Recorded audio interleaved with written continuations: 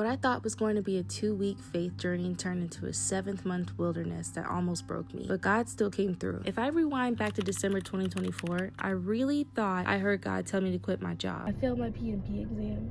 I put in my 3 weeks notice so I could pursue project management and finally move to Dallas. I even sat for the project management exam 3 times, failed it, but deep down, I still knew God said go. I had no home secured, no job lined up. What I thought was going to take a couple of weeks ended up stretching into 7 long months. I kept living life as usual. I was still creating content, still showing up, but I just knew next week is gonna be my breakthrough week. But then week after week, breakdown after breakdown, depressive cycle after depressive cycle, it felt like God wasn't coming through. The only reason I even moved to San Antonio in the first place was because God told me to. My original plan was straight to Dallas after my master's, but God rerouted me, and I'm so glad he did. His ways really are higher than mine. I stewarded those 2 years in San Antonio well, but eventually I started to wonder, am I even capable of moving to Dallas anymore? So I started applying everywhere: prosthetics residencies, orthotics residencies, jobs overseas, engineering roles across the world, and yet no matter what, Dallas stayed on my mind. I knew God was saying to go there now, but I had no way, no money. I was going into credit card debt, and honestly, my faith was hanging by a thread. There were moments I was so close to the edge, battling dark thoughts, but every single time the Lord held my hand, and I realized my life is not the same without him. It's impossible for me to walk away from him no matter what. During that wilderness, I witnessed so many of my friends get married. I kept making content. I even went viral a few times and started making money online. At one point, I realized I was building a retreat out of selfish ambition, and I shut it down. And even then, just when everything was about to close in, God came through. He opened the door I had been praying for. The dream job in the dream city,